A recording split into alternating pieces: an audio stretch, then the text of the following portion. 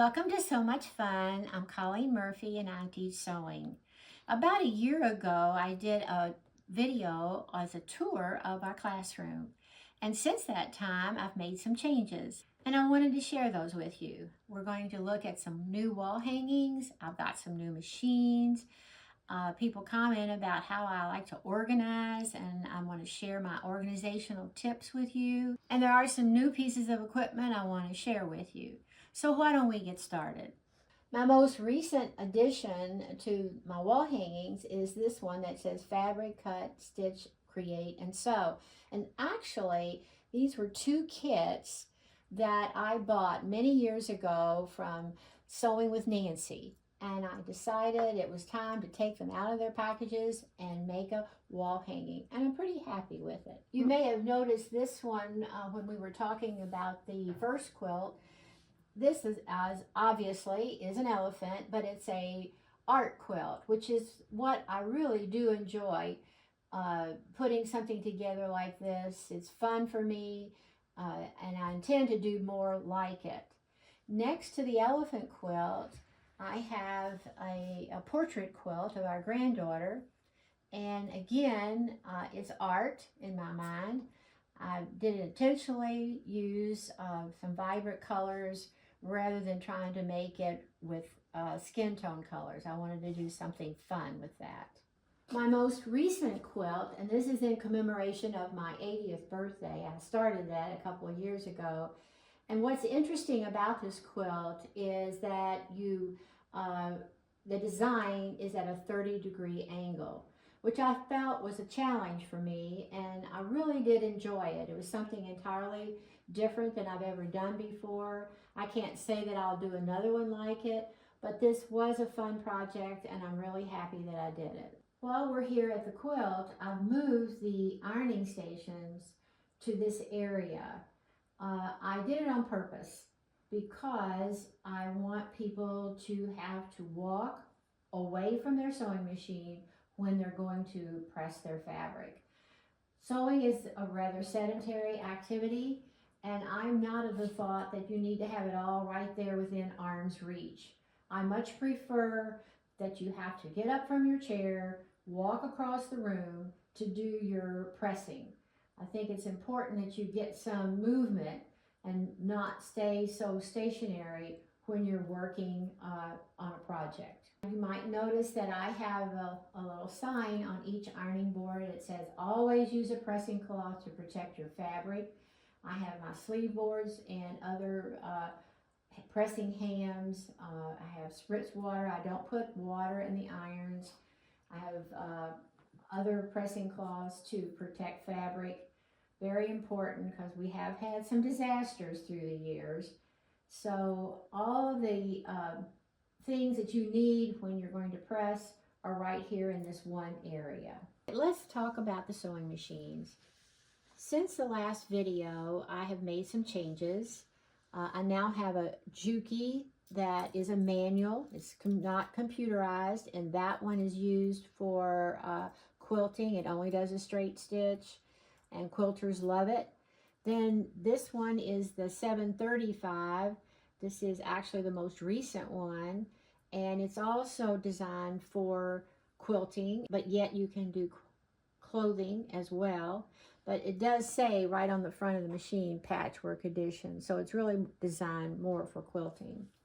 I still have my Elnas. I have two Elnas, and I have a new Janome, which is very good, and some people really do enjoy that one. These, the Elna and the Janome, are what we call top-loading machines, where you drop your bobbin down from the top. Bernina is a front loader, and all of those have a bobbin case that you insert in the front of the machine. One of the four Berninas that I have is the 550. This one I've had for many years. It's always been a great machine, never have had any problems with it, and I'll just keep using it forever, how long I'm going to teach. It's in the middle of two sergers. Both of those are Berninas.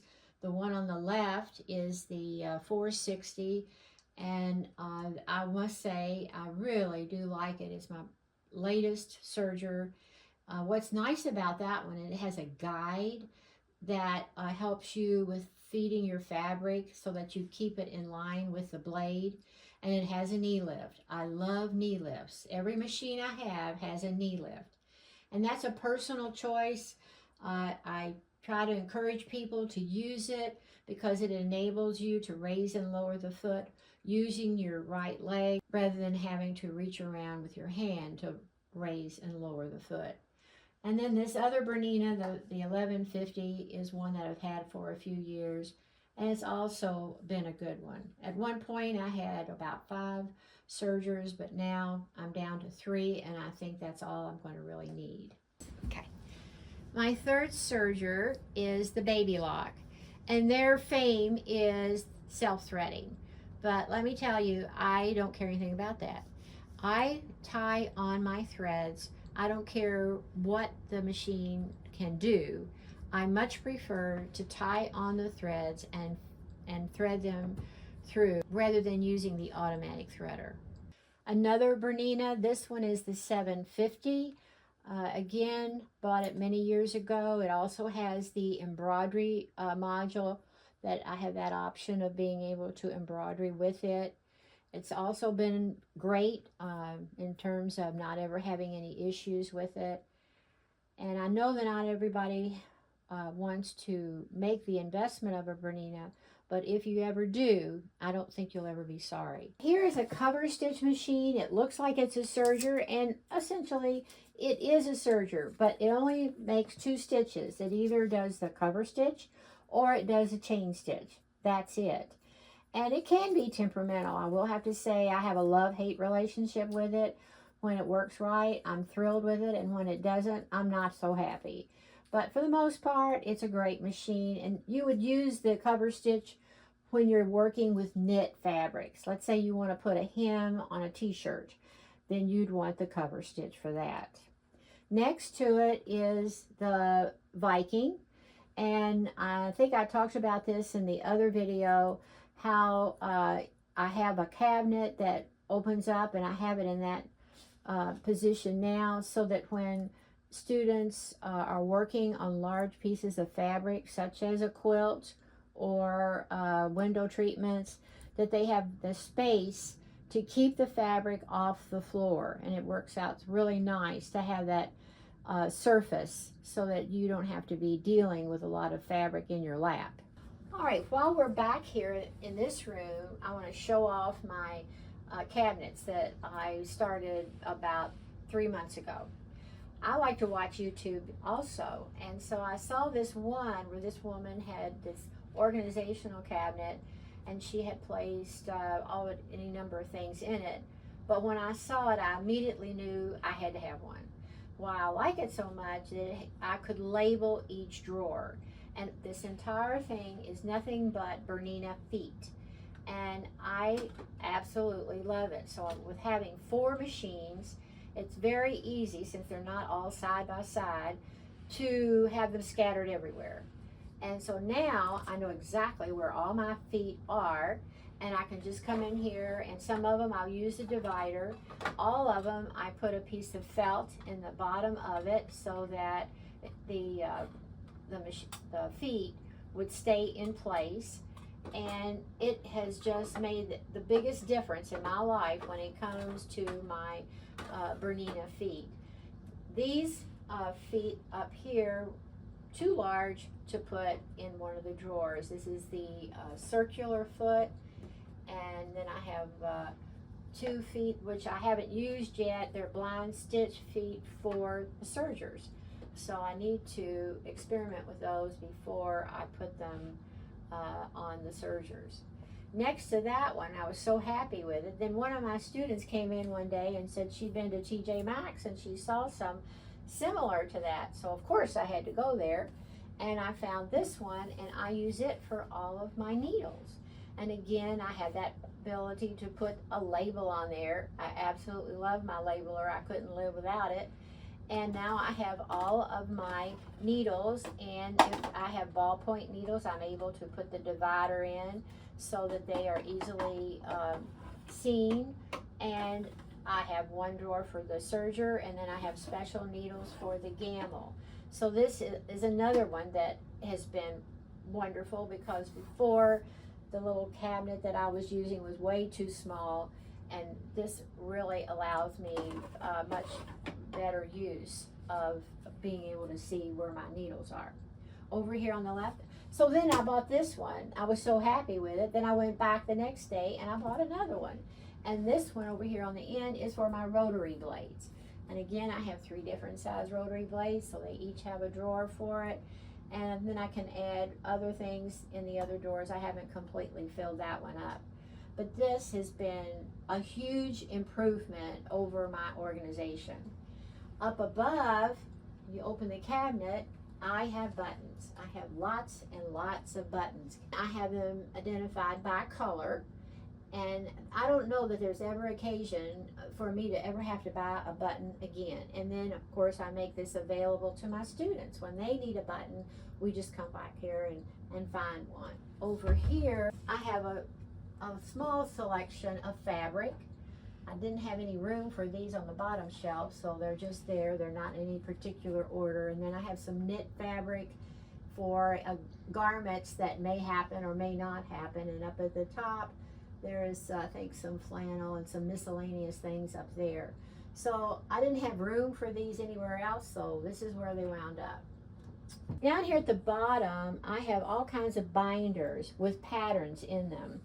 There are 4 binders that are marked Sew News 1, Sew News 2, 3, and 4. And what I did, because I had been subscribing to Sew News, oh my goodness, I'd say over 20 years. So I had quite a collection, because I would never throw away a sewing magazine. So I went through all the magazines and decided, you know, which articles I wanted to absolutely keep. And then I have them in order. So alphabetical order, of course.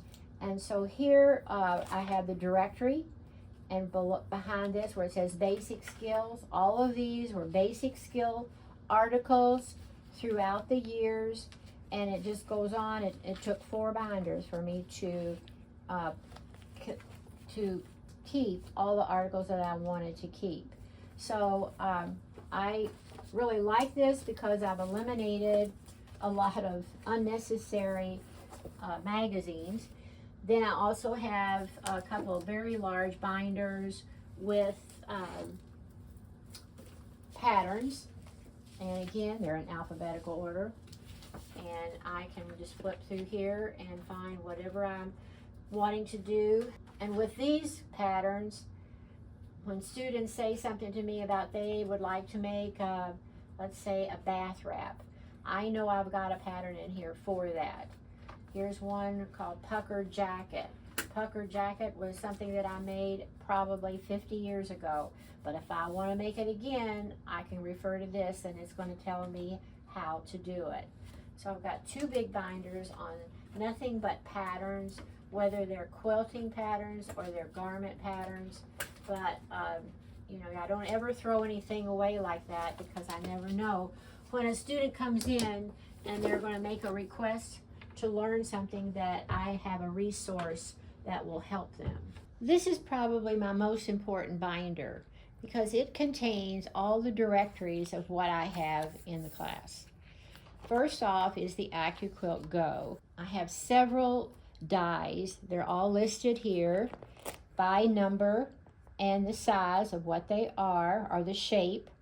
And I've recently have added an upper and lowercase alphabet and the numbers 0 through 9, so that people could applique a name or a word if they wanted to. This is my DVD directory. I have several DVDs that are for all types of sewing techniques, and I can refer to these. And not only do I have the title, but I went through each one of them and gave the breakdown of what was in or what was on that directory.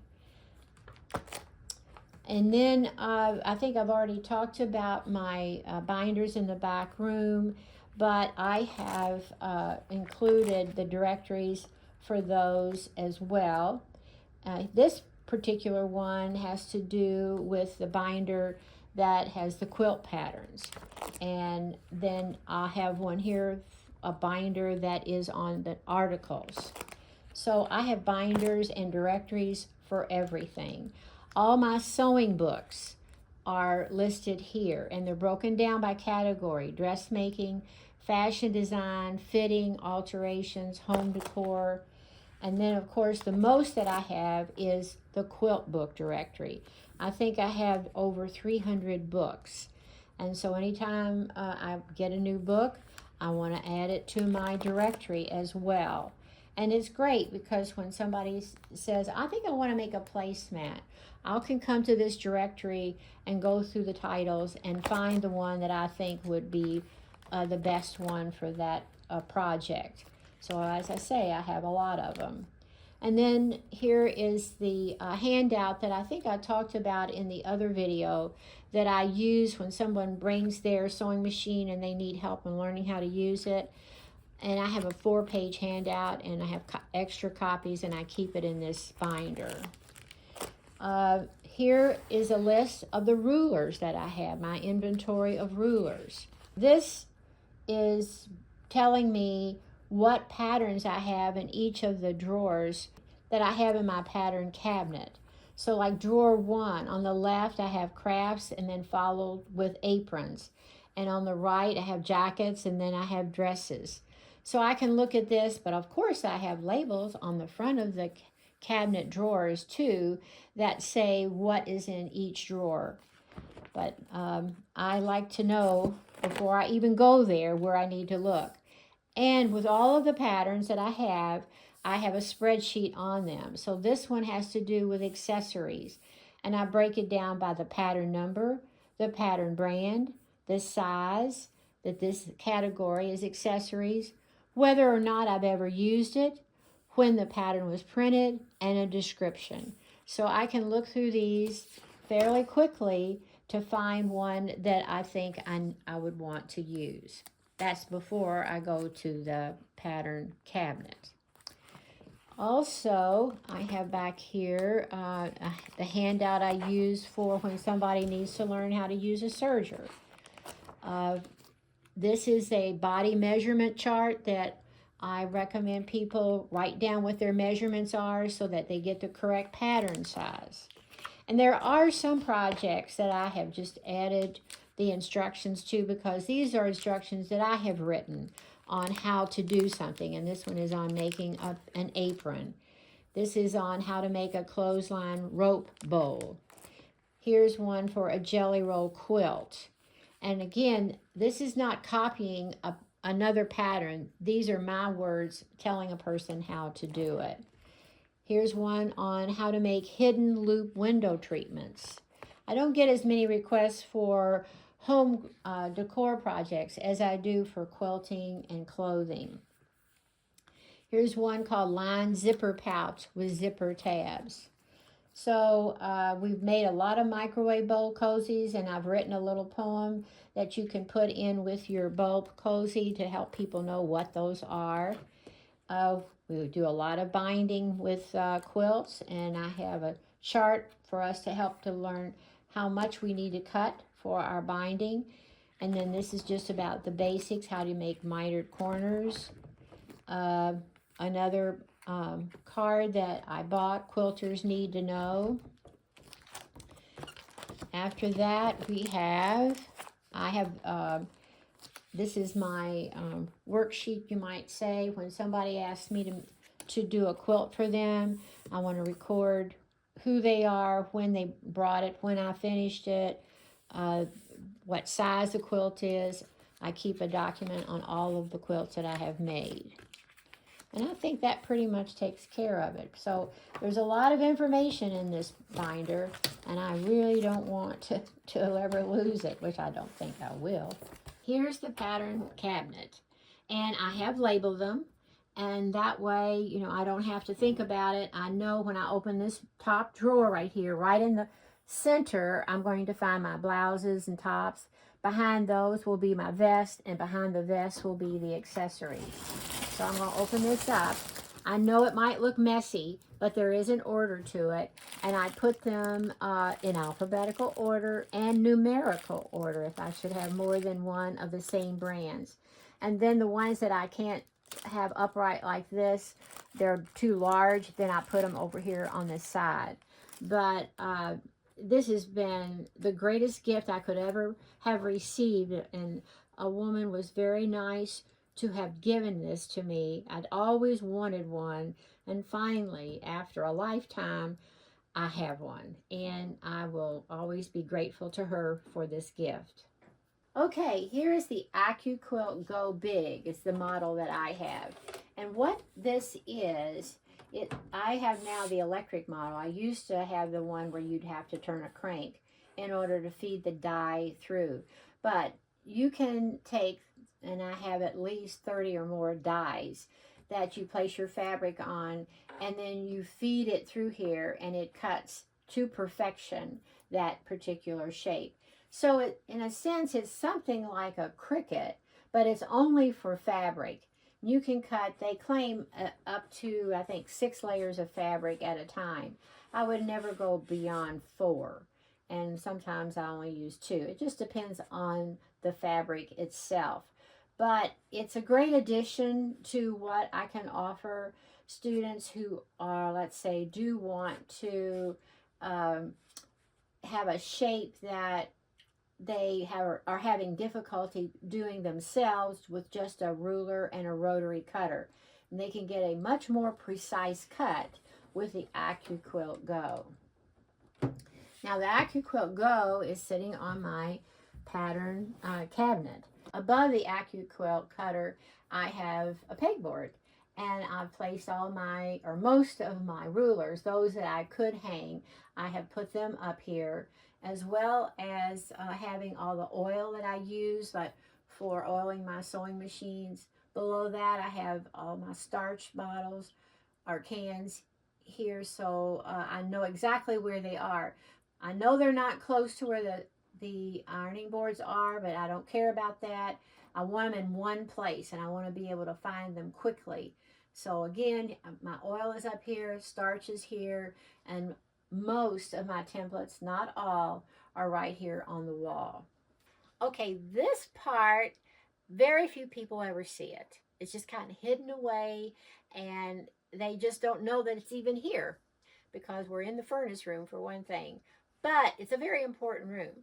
Up at the very top, on the top shelf, I have all of my interfacing. And I do have to get a ladder to get to it, but that's okay.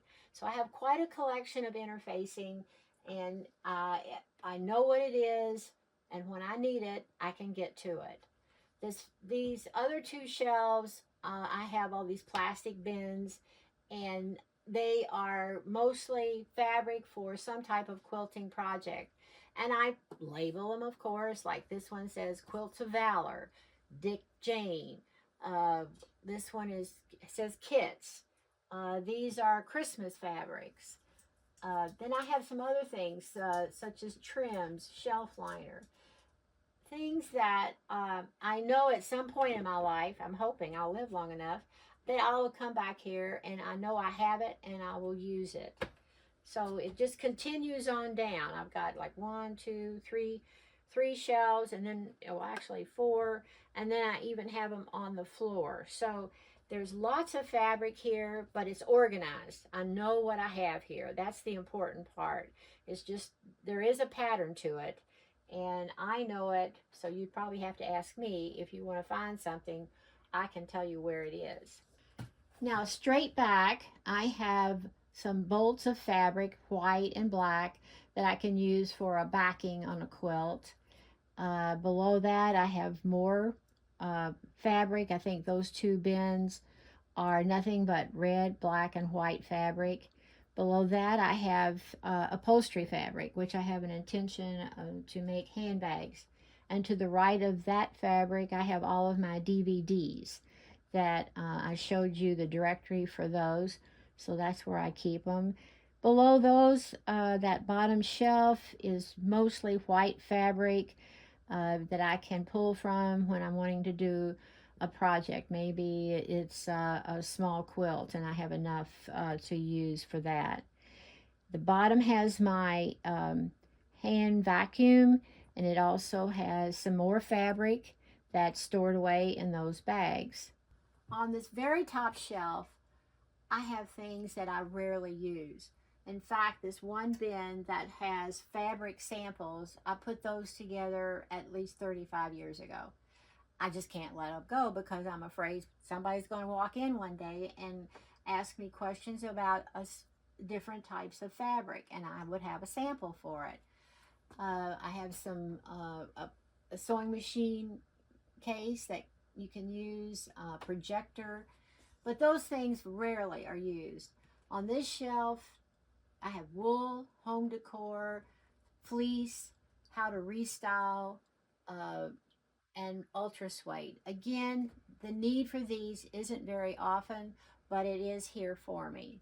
On this shelf, I have scraps. It's all scraps. Some of it has been cut with the AccuQuilt Go, and so it's marked small squares, 3.5 inch squares, triangles, and other bins are just the color. I haven't cut those up. I just have scraps in those. So they're all here ready for a future scrap quilt one day. On this particular shelf, I just have scraps of batting because there's a lot of times that I just need a small piece, and that's where I keep all my scraps of batting. I used to have a desk in the sewing room. I no longer do, and I've reduced it down to this one crate, and I have files in here, and so I have minimized what I actually need to have, and I can put it all in this one crate. It's much better than having the desk. And then below that is just more fabric. Most of it is for quilting. I have lots of stuff in the closet, but the highlight of the closet is the threadboard. When we moved here, I knew that I needed to have my thread displayed, and I had a lot of it. So actually, I have almost 800 spools of thread on this board.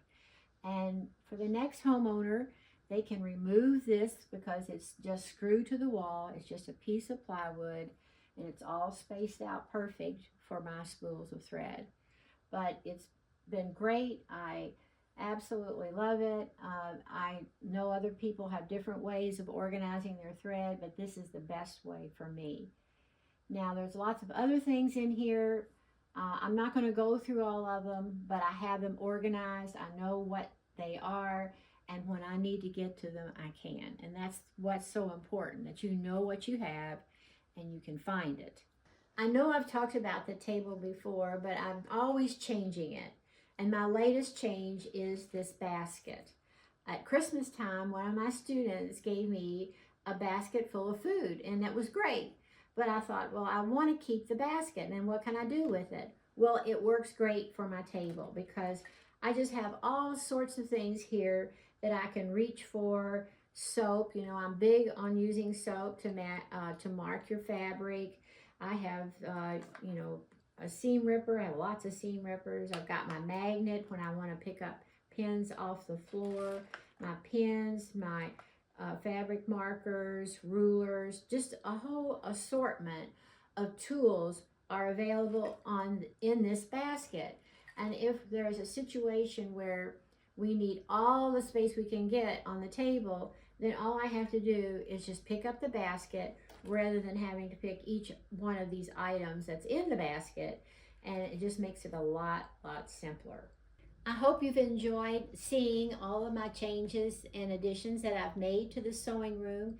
And if you should have a question about some of the things I've done in organizing, please send me a comment and I will reply to it.